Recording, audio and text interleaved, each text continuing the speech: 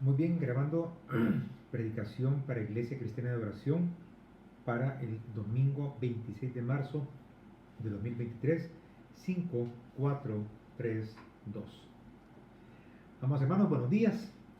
Siempre es una bendición el que podamos reunirnos para poder abrir la palabra, el que podamos tener ese favor de Dios para que realmente podamos nosotros poder escuchar su voz a través del Espíritu Santo. Pero antes vamos a orar, vamos a pedir que sea Dios quien pueda, a través de su Espíritu, abrir ojos y corazones, porque de eso vamos a hablar, de algo de eso vamos a hablar el día de ahora, pero pues vamos a pedir que sea Dios quien guíe la exposición de esta palabra y que también pueda abrir nuestros corazones y oídos para que podamos recibir y poner en práctica dicha palabra. Padre del cielo, te damos gracias en esta mañana, Señor, por tu bondad, por tu misericordia para con nosotros, Señor. Que a pesar de todo, Padre, a pesar de nosotros mismos, nos muestras tu amor, nos muestras tu misericordia, nos muestras tu gracia, Padre bendito. Porque a pesar de que hemos sido infieles, tú te mantienes fiel. Pero que deseas que las cosas cambien. Que los tiempos se están acercando. Que los tiempos están por finalizar. Y es necesario que hagamos cambios y que entendamos lo que tú quieres para nosotros. Por lo que te pedimos, Señor, que tu Espíritu nos lleve a entender y a poner en práctica la palabra que vamos a escuchar en esta mañana. En el nombre de Jesús. Amén. Y amén. Ok. Si ustedes recuerdan lo que hablamos hace 2 domingos anteriores, estuvimos hablando acerca de la carta a la última iglesia de Asia, que es la Odisea. Estuvimos hablando acerca de la condición de esta iglesia y también cómo de alguna manera los comentaristas están de acuerdo en que lo que hace la iglesia de la Odisea o esta carta es describir exactamente a la iglesia de los tiempos contemporáneos. Estamos hablando de siglo XX para acá. Entonces, pero vamos a volver a recordar esta carta porque fíjense que una cosa bien curiosa, que realmente más que algo curioso o casual, yo creo que Dios quiere que pongamos especial atención a este mensaje, al mensaje de la Odisea, porque ese mismo domingo que yo compartí acerca de este tema, me di cuenta que en otras iglesias hablaron también de eso. Y luego hablando con el pastor Jorge me cuenta que fue, entre comillas, una casualidad que con Sara Patricia estuvieron estudiando ellos este tema. Entonces, es algo bien especial porque al escuchar otras predicaciones acerca de la carta a la Odisea, podemos ir entendiendo perfectamente qué es lo que Dios quiere para nosotros en estos tiempos, ¿verdad? Ya en estos tiempos que se van acercando ya a la venida de Cristo Jesús. Entonces, lo que vamos a hacer en este momento es volver a leer la carta, ¿verdad? Solo que hoy se las quiero leer de esta versión TLA, o como le dicen, bueno, la traducción en lenguaje actual. A veces está la PDT, está la DHH, está la NBI, y a veces honestamente no sé muy bien qué significan. Es como cuando me preguntan qué significa cada vez, qué significa Antel, qué significa, etcétera. Anda.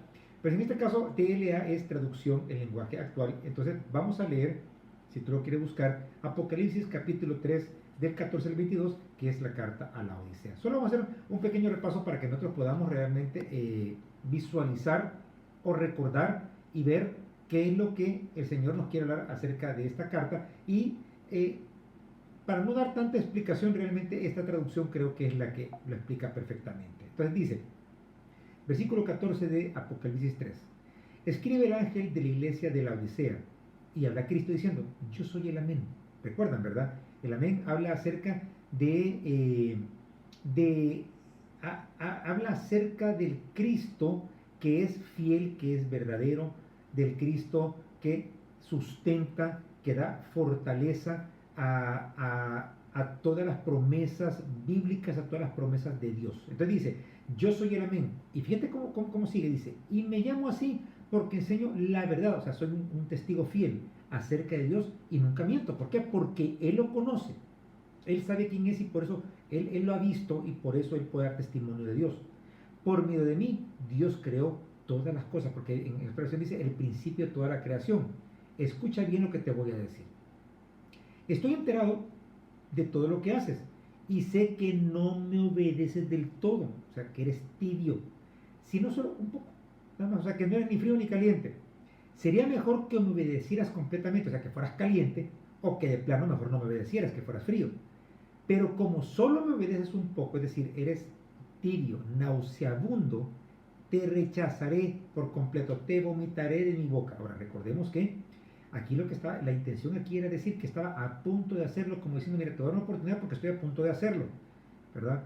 Y recordemos que esto viene, esta aplicación viene por la misma situación que vivía la ciudad de la Odisea con respecto al agua. Ellos no tenían agua propia, sino que recibían agua de Colosas y también de Hiriápolis.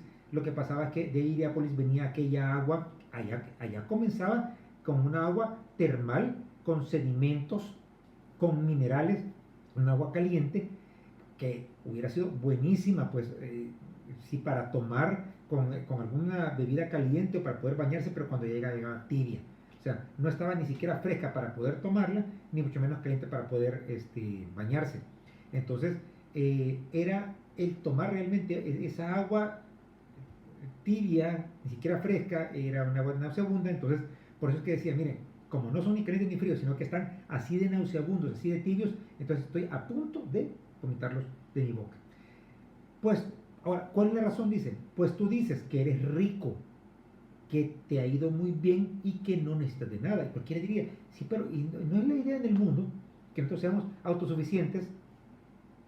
El error es creer que esa realidad es algo bueno en el mundo espiritual. ¿Por qué?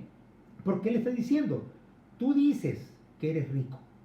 Acuérdense que tanto la ciudad como la iglesia eran iglesias opulentas, con una gran riqueza material, que te ha ido muy bien y que no necesitas de nada. Pero no te das cuenta que en eso que tú crees que estás bien conmigo y que espiritualmente estás totalmente bien, no te das cuenta que eres un pobre ciego. Oíste bien, ciego, desdichado, miserable y que estás desnudo. Esas dos palabras son las que dan pie a lo que vamos a compartir el día de ahora y el próximo domingo que me toque compartir con ustedes. Digan conmigo, ciego y desnudo. Bueno, aparte de las dos palabras, menciona que estaban desventurados. En una versión dice desventurado. ¿Por qué? Porque ellos pensaban que eran bienaventurados, que era una aventura, o sea, una aventura, no aventura, sino que una aventura, algo bueno de Dios para con ellos. Entonces, el que ellos pudieran tener esa vida en riqueza y abundancia, cuando sabemos que la riqueza verdadera y la correcta está dada por Dios, ¿verdad? La que viene realmente, que es lo que Cristo menciona más adelante. Los trata de miserables, o sea, menesterosos, dicen otras versiones. Menesteroso es menos que pobre, porque además de que es pobre, tiene que mendigar para poder vivir. Y totalmente miserable, quiere decir que es digno de toda lástima. Entonces, pero de todas estas descripciones, vamos a trabajar con la de ciego y desnudo. Luego dice en el versículo 18, por eso te aconsejo que compres de mí lo que de veras te hará rico. Lo que de verdad te hará rico. O sea, no, como dice en la cita bíblica, no lo que se mira, sino lo que no se ve, que es lo más importante. Porque lo que yo doy es de mucho valor, como el oro que se refina en el fuego. Si no quieres pasar la vergüenza de estar desnudo, por eso que hemos hablado, ¿eh? Acepta la ropa blanca que te doy, para que te cubras con ella, y las gotas medicinales para tus ojos. Solo así podrás ver. La ropa verdadera y la vista, el curar la vista, solo viene de parte de Cristo Jesús. Dice el versículo 19, yo reprendo y corrijo a los que amo, por eso vuélvete a Dios, arrepiéntete, eso vuélvete a Dios y obedécelo completamente. En la versión dice, sé celoso y arrepiéntete, es decir, vuélvete a Dios, arrepiéntete y sé celoso, sé caliente, obedécelo completamente. O sea, el ser frío, caliente o tibio tiene que ver con la obediencia, ¿verdad? Y el arrepentimiento tiene que ver con volverse a Dios. Dice el versículo 20, yo estoy a la puerta y llamo. Tremendo, porque la iglesia de aquel Cristo que hasta esta fecha ha sido sacado de la iglesia, y él todavía en amor viene y dice, óigame, yo estoy tocando la puerta y llamo. Si oyes mi voz y me abres, entraré en tu casa y cenaré contigo. Recuerden que en el Oriente, el tema de comer juntos implicaba un compromiso, una intimidad tan grande, que es lo que quiere dar a entender este versículo bíblico. Y una promesa bella, dice: los que triunfen sobre las dificultades y mantengan su confianza en mí, reinarán conmigo. Así como yo he triunfado y ahora reino con mi Padre. No está hablando de salvación. No está hablando de la salvación que hemos obtenido por fe, sino que está hablando de un premio, de una posición a los que vencen en estas condiciones. Los que triunfen sobre las dificultades y mantengan su confianza en mí, que no sean autosuficientes.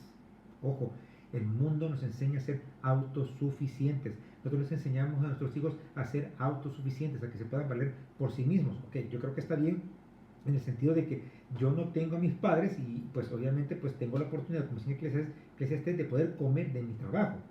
Pero estamos hablando de la autosuficiencia a nivel espiritual. A nivel espiritual, que es la que da vida a todo lo que te rodea y a lo que haces también. Entonces, los que triunfen sobre las dificultades y mantengan su confianza en mí, dejando de ser autosuficientes, reinarán conmigo así como yo he triunfado y ahora reino con mi Padre. Si tienes oídos, pon atención a lo que el Espíritu de Dios le dice a las iglesias. Ok, entonces, vamos a hablar, acuérdense, los dos temas que vamos a tocar bien importante acerca de esto es acerca de la ceguera espiritual y el estar desnudos. Pero el día de ahora vamos a convertir en oculistas, en oftalmólogos. Vamos a hablar acerca de la ceguera espiritual. Vamos a dar el diagnóstico de por qué, para que tú puedas ver si realmente estás ciego espiritualmente, ¿verdad? Que yo te podría decir casi con seguridad, sí. Sí. Es como en estos días, pues mi esposa está un poco mal de salud, fuimos donde el doctor y el doctor le dijo: mira, tú tienes esto, esto, esto y esto. Todavía le llevamos exámenes, le llevamos unos medicamentos que le habían dado. No, esto es así. Entonces, yo con seguridad te puedo decir que tanto tú como el que yo veo en el espejo todos los días, realmente padecemos de ceguera espiritual. Veámoslo. Ok, vamos a irnos entonces al Evangelio de Juan, capítulo 9, del 35 al 41. Yo voy a leer la nueva versión internacional, que es la NBI, pero, oye, si tú tienes una Biblia electrónica o tú lo ves desde tu teléfono o tú tienes una Biblia física, papel, ¿verdad? Tú vas a ver que arriba del versículo 35 del capítulo 9 de Juan dice la ceguera espiritual. Ahora, te cuento el antecedente de esto que vamos a leer en este momento. Cristo y sus discípulos en un sábado se encuentran a un ciego. Y los discípulos preguntan: Padre, o sea, ¿quién pecó? ¿Fue en él? ¿Fue sus padres? O sea, ¿por qué es que está ciego él? Entonces, y una cosa muy importante después de la respuesta de Cristo es que ni Cristo le habló a él, ni el ciego se lo pidió, sino que simplemente Cristo preparó de una tierra con saliva, se la puso en los ojos y le dijo: ve y lávate, y automáticamente él recibió la vista. Increíble a partir de ese momento el testimonio que él da. Sencillamente Cristo le devuelve la vista y en ese momento se despiden. Pero empiezan a decir: hey, que no era este el que estaba ciego. Bueno, fue tan sorprendente que lo llevan a la sinagoga ante los fariseos. Y los fariseos empiezan a cuestionarlo. Y ustedes pueden leer en el capítulo 9 la increíble confesión que hace este ciego de Cristo Jesús. Miren, yo antes, que yo no sé qué, antes no veía y ahora veo. Y cuando los fariseos lo cuestionan de cómo ocurrió eso, y él les explica literalmente lo que Cristo hace, nada más que hizo barro, se lo puso en los ojos, le dijo: pélate y ya miro. Entonces, en eso tanta duda tenían estos hombres que le volvían a preguntar, y en ese momento les dice el ciego: miren, que no entienden. Ya les he dicho esto, ¿cómo fue que lo hizo? ¿O acaso ustedes se quieren volver discípulos de él? Y le dicen: Dios nos libre, nosotros somos discípulos de Moisés. Eso es bien importante para más adelante. Bueno, tanto fue tan compungidos, tan alterados estaban los fariseos, que lo que hicieron fue que excomulgaron al ciego. Al ex ciego, al que antes ya no veía y ahora mira. Ok, en ese momento, al pasar eso, viene Cristo y encuentra al ciego, y es lo que vamos a leer en este momento. Dice entonces Juan 9, 35 en adelante: Jesús se enteró de que habían expulsado a aquel hombre, y al encontrarlo le preguntó: ¿crees en el Hijo del Hombre? Mira qué importante esto. Cristo primero, sin preguntarle, le da la vista. Y ahora después de que él confesó a Dios, confesó a Cristo con un testimonio, Cristo lo buscó. Hay una cita bíblica que dice, si ustedes me confesaren ante los hombres, yo os confesaré ante mi Padre que está en los cielos. Y aquí vemos una aplicación práctica. Cristo dice, Jesús se enteró de que habían expulsado a aquel hombre, pero se enteró porque lo habían hecho. Y al encontrarlo le preguntó, ¿crees en el Hijo del Hombre? En otras personas dicen el Hijo de Dios. ¿Quién es Señor? Dímelo para que crea en Él. O sea, ¿será Él o no será Él? Pero yo creo que había pasado un evento por el cual este hombre podría decir, este hombre me dio la vista, el poder darme la vista, creo que él sabe quién es, ¿verdad? Y Cristo le responde, pues ya lo has visto, le contestó Jesús, es el que está hablando contigo. Interesante porque dijo, no soy yo, sino que es el que está hablando contigo. Creo, Señor, declaró el hombre. Y postrándose, le adoró. Entonces Jesús dijo, yo he venido a este mundo para juzgarlo, para que los ciegos vean y los que ven se queden ciegos. Algunos fariseos que estaban con él al oírlo hablar así le preguntaron, ¿que acaso también nosotros somos ciegos? Jesús les contestó, si fueran ciegos no serían culpables de pecado, pero como afirman que ven, su pecado permanece. Muy bien, vamos entonces ya que hablamos acerca de, ya que vimos esa hermosa experiencia, es que el Nuevo Testamento a mí me encanta cómo da testimonio de aquellos hombres que tuvieron un encuentro genuino con Jesús. Ellos estaban listos. Casos que no fueron así fue, como ya lo mencionamos, el caso del joven rico, por ejemplo, no estaba listo. Pero este ciego sí, estaba listo para ese encuentro, al igual que por ejemplo, el etíope con Felipe, que ya hablamos en algún momento acerca de eso. Ok, entonces, vamos a referirnos entonces a partir del versículo 39, ¿verdad? Después de que el ex ciego, el que ahora miraba, creyó en el Señor y se postró y le adoró. En ese momento, versículo 39 dice, entonces Jesús dijo, o sea, no es que Jesús le dijo al ciego, sino que él, ante la multitud de personas que los rodeaban, porque él no estaba solo, menos que estaba con sus discípulos, y como dice también más entre la palabra, estaban ahí los fariseos, dice, entonces Jesús dijo, yo he venido a este mundo para juzgarlo. Ahora, tenemos que entender algo. Dice, cuando Jesús ve a este hombre, o sea, al ciego recién curado, fíjate qué es lo que ocurre en ese momento. Cristo ve a ese hombre curado ante sus pies en una actitud de oración genuina y compara la humildad y la creyente condición del corazón, de la mente de este ex ciego, el que miraba, lo compara, esa actitud de él, con la hostilidad y la obstinación de los fariseos. Entonces, ve que su venida a este mundo tiene dos efectos diametralmente opuestos. Unos lo reciben con gozo y son recompensados, y otros lo rechazan y son castigados. ¿Por qué? Porque Cristo no vino a juzgar, Cristo vino a salvar, pero dependiendo de la actitud o de cómo se presentaba, Cristo manifestaba, daba una declaración, como se la dio al joven rico, ¿verdad? A él le dijo, ¿qué es lo que tenía que hacer? O sea, a este le dice, cree, ¿verdad? ¿Tú crees que es el hijo? Sí, y era salvo. Y al otro le dijo, ¿qué me hace falta? Vende todo lo que tienes. Ya tú cumples la ley, haces buenas obras. ¿Sabes? Entonces, como que la misma actitud con la que nos acercamos a Cristo Jesús da pie a lo que vamos a recibir de Él. Vemos estas dos actitudes. La de aquel que recibió la vista, con qué humildad Él se humilla y lo adora, y los otros que son más recelosos, ¿verdad? O sea, que tienen aquella actitud hostil y de obstinación que tienen ellos. Pues ellos no reciben un mensaje de salvación, sino que un mensaje de juicio. Dice, otra vez, yo he venido a este mundo para juzgarlo, para que los ciegos vean y los que ven se queden ciegos. ¿Cómo así entendamos esto? O sea, esto se aplica en dos situaciones. La primera es a naciones y pueblos. ¿Por qué? Porque los gentiles vieron una gran luz. O sea, estamos hablando de que a los gentiles se les dio esa luz y entonces dejaron de ser ciegos, se les abrieron los ojos. Mientras que lo que ocurrió en Israel es que en ellos hubo un endurecimiento, como dicen Romanos, en parte, pero sus ojos quedaron velados. O sea, esto es real de que Cristo vino a darle vista a los ciegos y a los que veían a ser los ciegos en cuanto a naciones y pueblos, pero también en cuanto a las personas particulares. O sea, Cristo vino al mundo con la intención de dar vista a los que estaban espiritualmente ciegos. ¿Para qué?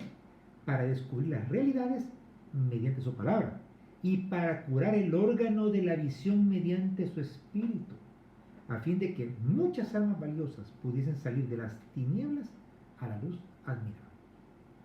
Ahora, lo que pasa es que en el curso de este proceso, oigan bien esto, muchos que creían ver porque tenían un elevado concepto de su propia sabiduría, mientras resistían obstinadamente a la revelación divina, quedaban sellados en su ignorancia. ¿Por qué? Porque ellos creían en su propia sabiduría que sabían, o sea, eran obstinados. O sea, la predicación de la cruz resultaría locura para aquellos que no conocieron a Dios mediante la sabiduría, sino que el yo, ¿verdad? Mi propia sabiduría, ¿verdad? Que lo llevaba a una ignorancia. Versículo 40. Algunos fariseos que estaban con él, al oírlo hablar así, le preguntaron: ¿que acaso también nosotros somos ciegos? Es muy frecuente que los que necesitan mayor reproche, y más se lo merecen, como tu servidor, aunque tengan suficiente discernimiento para percatarse de esas indirectas y de la voz de la conciencia, no tienen la humildad suficiente para aceptar los reproches justos y cambiar de mentalidad. ¿Cuántas veces a ti no te han tirado una indirecta sabiendo que también tú estás involucrado en ello? Pero somos tan obstinados, no tenemos la humildad suficiente para poder reconocerlo. Preferimos seguir en nuestras propias ideas y decir: yo entiendo lo que estás diciendo, pero ¿sabes qué? Yo prefiero creer como yo lo creo. Terrible. Terrible, o sea, es que esa es la actitud. Oye, yo acepto, yo creo que estoy de acuerdo con lo que estás diciendo tú. Yo recuerdo una vez, hubo un pastor que, yo me acuerdo que hablé con él con respecto a los problemas que estaba teniendo en su iglesia y a la forma como se estaban llevando las finanzas, cómo se estaba pidiendo el diezmo y la ofrenda, ¿verdad? O sea, una manera muy manipuladora, digamos de esa manera. Y yo recuerdo que hablamos acerca también de su familia, de cómo para él en ese momento era más importante la iglesia que la familia. Y nunca se me olvida que las palabras que él me dijo, Luis Enrique, yo entiendo lo que me estás diciendo, pero en este momento yo no puedo hacer caso a eso. Acuérdense, prioridades: Dios. Después de Dios viene la familia. Después el trabajo. Después del trabajo viene lo que es el ministerio de la iglesia, los amigos y todo lo demás. Pero él dice: yo entiendo lo que estás diciendo, pero en estos momentos, con esas dificultades económicas a las que ellos se habían metido por no entender cómo es la iglesia del Señor, él me decía: yo no puedo hacerlo de esa manera. Te entiendo, pero no puedo hacerlo. O sea, no había la humildad. O sea, el enfoque estaba en otra cosa. De ahí fue que le preguntaron los fariseos: ¿que acaso también nosotros somos ciegos? Fíjense que lo que pasaba con los fariseos es que ellos se jactaban de no ser ciegos, sino de ver con sus propios ojos. Pues pensaban que tenían capacidad suficiente para guiarse a sí mismos, ciegos guiando a ciegos. Cuando la palabra dice: separados de mí, nada puedes hacer. Ahora, pero ¿qué es lo que Cristo les dice? O sea, precisamente que esto que ellos estaban hablando y por lo que se gloriaban, era la causa de su confusión y ruina. Porque lo que le respondieron al ciego, como ustedes pueden leer en el capítulo 9, en esa intervención que tuvo el ex ciego, el ciego para poder reconocerlo, con los fariseos, es que le dijeron: mira, nosotros somos discípulos de Moisés. Cuando les dijo: ¿acaso ustedes quieren ser discípulos de Cristo? Que tanto que me están preguntando. Entonces, eso que por lo que ellos se gloriaban era precisamente la causa de la confusión y la ruina de ellos. Y ustedes podrían decir en este momento: claro, pero estamos hablando de judíos, antes de que Cristo muriera. Pero en la Odisea le estaba diciendo ciegos a los cristianos.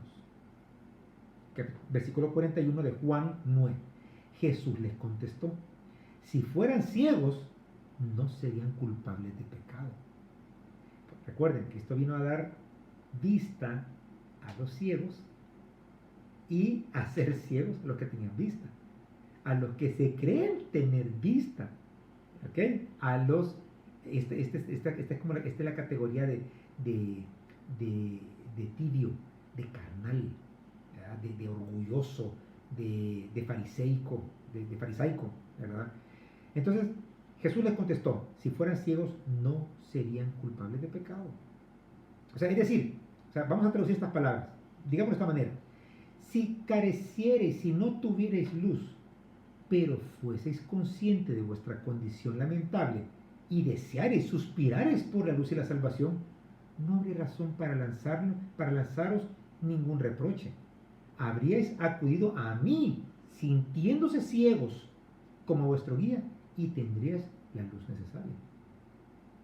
Él está explicando, ¿verdad? Si fueran ciegos, no serían culpables de pecado. ¿Por qué? Porque verían su necesidad, verían la luz y quisieran tener esa luz, buscarla, anhelarla, ¿verdad? Y sabrían que sería Cristo su guía y en Él tendrían la luz necesaria. Fíjate que diciendo esto podríamos concluir de que, bueno, podríamos pensar que en el último día sería probablemente más tolerable la sentencia para los que perecieron por falta de visión que para los que se rebelaron contra la luz. Entonces, quienes se percatan de su enfermedad, que están ciegos, están en disposición de poner los medios para curarse, pues no hay mayor impedimento para la salvación de las almas que la autosuficiencia. ¿Para qué lo necesito si yo puedo? ¿Para qué lo necesito si yo puedo? Ciegos. Perdón, creen que ven. Y ese creen que ven es el de autosuficiencia, es el de ser tibios. Ok, pero además de eso dijo: si fueran ciegos, no serían culpables de pecado. Pero como afirman que ven, su pecado permanece. Pues sí, porque no hay peor ciego que el que no quiere ver, ¿verdad? En otras palabras, vamos a parafrasear. ¿Qué les quiso decir Cristo con esto? Dice: puesto que os tenéis por sabios y entendidos, porque sois discípulos de Moisés y maestros de la ley, y no queréis ver vuestra condición de pecado, porque están llenos, son cebollotas, saben de más, no tienen su cántaro vacío como aquella viuda a quien Eliseo le dijo: consigue cántaros vacíos, porque era ese vacío, ese reconocimiento, esa necesidad, la que permitía fluir el aceite. Y es hasta cuando estaban llenas esas vasijas que dejó de fluir la gracia, dejó de fluir el aceite. Pues aquí es igual, si están llenos, si ellos están llenos, si ellos se creen que están llenos, entonces, ¿qué necesidad tienen? Entonces, es decir, no queréis ver vuestra condición de pecado y rebeldía contra la luz verdadera. Eso es lo que le está diciendo. Os estáis endureciendo en el pecado y no venís a mí para obtener la salvación, porque creo que está bien, llamando lo bueno como malo y lo malo como bueno. Porque ellos creen que veían, y lo que estaban era que estaban engañados, creyéndose que sabían, estaban engañados, ¿verdad? Entonces, no querían ver esa condición de pecado y rebeldía contra la luz. Es decir, es como aquellos que tienen años de... ¿Saben cómo es? Es como aquellos que tienen miedo a ir a donde el médico para que no les diga que están enfermos. Es como aquel de que, no, mira, es que no vaya a ser. Los deportistas somos así. Los que practicamos deporte y que tenemos que ir a hacernos algún chequeo médico, o sea, muchos les tenemos temor a los médicos, temor a los hospitales, a los exámenes, porque tenemos temor de que nos digan que tenemos algo malo, por lo cual no podemos seguir haciendo deporte. Parecido es esto. Esto es para que entendamos la idea de lo que está ocurriendo en este momento. Es decir, ellos estaban tan orgullosos, estaban en esa rebeldía que ellos no querían. No queremos. O sea, entonces había un endurecimiento en el pecado, ¿verdad? Por el cual no podían ni querían llegar a donde Cristo para poder obtener salvación. Ellos creían que ya la tenían. Ellos creían que estaban en lo correcto, ¿verdad? Que no había más. Y a la fecha muchos creen lo mismo. Entonces, así como lo hemos mencionado anteriormente, así como no hay peor ceguera que la del que no quiere ver, Así tampoco hay ilusión más peligrosa que la del que se imagina que ve. Es que yo creo que es así, ¿verdad? El que se imagina que puede ver. Entonces, como dijimos anteriormente, cabe abrigar mayor esperanza de un cobrador de impuestos y de una prostituta, a los cuales, pobres, decían que estaban perdidos, ¿verdad? Conscientes de su pecado, o sea, el estar consciente de su pecado, ¿verdad? Que de un fariseo que se tiene por justo y entendido en la ley. Una cebolla llena de conocimiento. Yo creo que si tú estás tibio con el deseo genuino de querer salir de ahí, ¿verdad? Como en el caso de Nínive, que Jonás les dijo, miren, tantos días van a ser destruidos, y ellos tomaron una acción. Para ti, para mí, perdón, segunda carta de Pedro 1 del 5 al 11. Repito, segunda de Pedro 1 del 5 al 11 dice, vosotros también, poniendo toda diligencia de esto mismo, añadida a vuestra fe virtud, a la virtud conocimiento, al conocimiento dominio propio, al dominio propio paciencia, a la paciencia piedad, a la piedad afecto fraternal y al afecto fraternal al amor. Porque si estas cosas están en vosotros y abundan, no dejarán estar ociosos ni sin fruto en cuanto al conocimiento de nuestro Señor Jesucristo, que al final es lo más importante. Pero el que no tiene estas cosas tiene la vista muy corta, es ciego, habiendo olvidado la purificación de sus antiguos pecados. Ahora, si de verdad, amado, tú estás al igual que muchos de nosotros en esa condición nauseabunda de tibieza, Efesios 1 del 17 al 18. Ya sea que tú estés ahí o que tú estés abajo de eso, frío, totalmente desobediente o medio obediente, ¿verdad? Si tú estás medio obediente queriendo subir a la obediencia, primera de Pedro, segunda de Pedro, lo que acabo de leer ahorita. Pero si tú estás de tibio para abajo, Efesios 1 del 17 al 18, dice, pido, decía Pablo, que el Dios de nuestro Señor Jesucristo, el Padre glorioso, les dé el espíritu de sabiduría y de revelación para que lo conozcan mejor. Pido también que les sean iluminados los ojos del corazón para que sepan a qué esperanza Él los ha llamado, cuál es la riqueza de su gloria, herencia, de su gloriosa herencia entre los santos. Yo siempre he dicho, tú quieres que tu vida cambie, pídele a Dios que te muestre cuánto te ama. Para que tú veas, como dice la cita bíblica, ¿verdad? La esperanza a la que Él nos ha llamado y cuál la riqueza de su gloria, herencia entre los santos. ¿Qué fue lo que dijo Cristo? Quien venciere se sentará conmigo y reinará conmigo. Amados, hay más de lo que nosotros no vemos, de lo que vemos aquí. Hay mucho más. Y acuérdense que esto se entiende por fe, pero miren, yo creo que no debería de haber un anhelo más grande para un hijo de Dios que la pronta venida de Cristo Jesús. Yo creo perfectamente eso. Y mientras Él venga, prepararnos, porque dice que un día Él vendrá como ladrón por la noche, va a tocar, el novio va a tocar la puerta.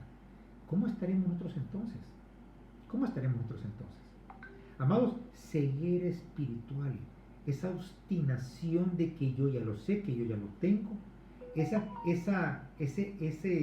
orgullo que no permite realmente que Cristo tenga esa convivencia real conmigo. Eso de que yo me siento lleno y de que yo estoy bien, yo estoy bien, no. Te digo, yo creo que no hay mejor cosa que reconocer que no estamos bien. ¿Para qué? Para que podamos volver los ojos a Cristo Jesús. Si hemos perdido el rumbo, como Pedro, cuando estaba cayendo en el agua, cuando estaba hundiendo, ¿qué hizo? Volver a ver a Cristo. Puesto los ojos en Jesús, el autor y consumador de la fe.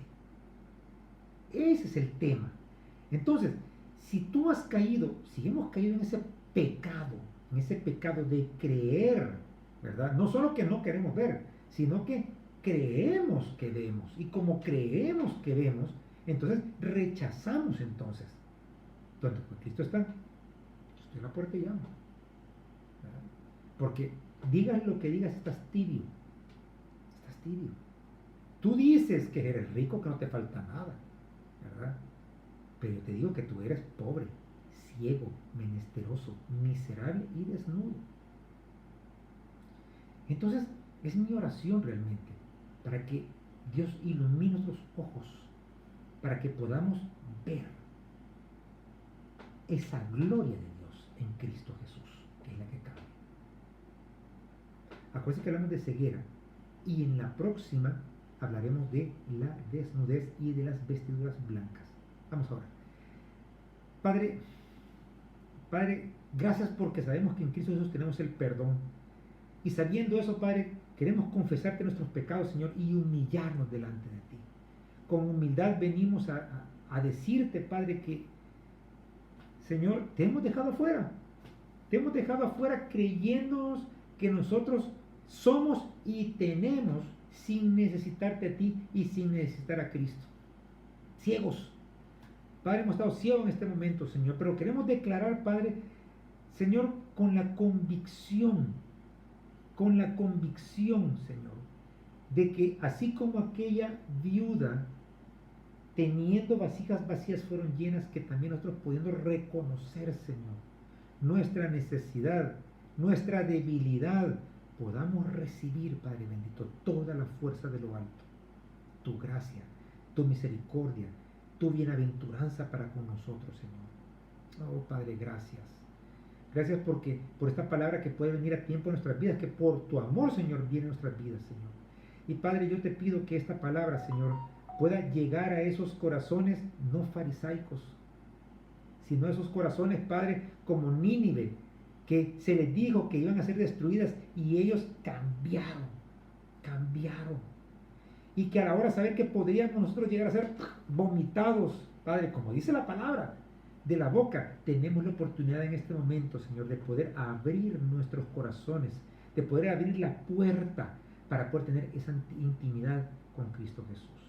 Oh, gracias, Padre, por tu amor. Gracias por la bendición que nos das de poder compartir esta palabra, Señor. Esta palabra, Padre, que es necesaria poder escucharla. No, y no estoy hablando del que está escuchando, sino del que está hablando en este momento, Padre. En mi corazón está el pedirte perdón, Padre Santo, por esa tibieza. Pero te doy gracias porque sé que todo ha sido perdonado. Pero me humillo delante de ti, Señor. Me humillo delante de ti para que sea tu espíritu bondadoso, Señor, tu buen espíritu, Padre bendito, el que nos guíe de ahora en adelante. En el nombre de Cristo Jesús. Amén. Amén. Bueno, amados, así terminamos el mes de marzo. ¿Verdad? Ya el próximo mes, pues ya viene Semana Santa. Ya estamos a las puertas de Semana Santa, recordando el más grande espectáculo que pudo haber habido en toda la historia, ¿verdad? Que fue la muerte y resurrección de Cristo Jesús. Creo que siempre es un buen momento para que podamos reflexionar, para poder volver nuevamente, para poder bajar esas defensas que no nos permiten realmente poder vivir la vida en Cristo Jesús. Ciegos y desnudos lo veremos más adelante. Así que, amados, ha sido un placer, que Dios me los bendiga, y será hasta el próximo domingo que ustedes, a través de estos medios, a través de esta iglesia, ustedes podrán recibir palabra, ¿verdad? Aparte de la que ustedes puedan recibir diariamente al leer su palabra. Así que, amados, eso ha sido todo por este domingo. Pasen un feliz día y muchas bendiciones.